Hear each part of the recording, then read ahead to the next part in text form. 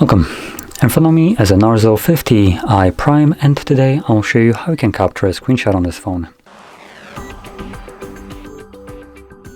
So to get started, open up content that you wish to capture. I'll be using the home screen as an example for this. So once your content is open and visible, hold power key and volume down at the same time. You will get a sound along with the pop-up right here with share, edit and scrollable screenshot options, and after a moment it will disappear. Now once it disappears, you can find all the screenshots that you have captured over the time in your Photos application, and they will be visible, as you can see, right over here. They aren't apparently sorted into any folders, so we just need to look through them and the entire library. So there we go. So if you found this very helpful, don't forget to hit like, subscribe, and thanks for watching.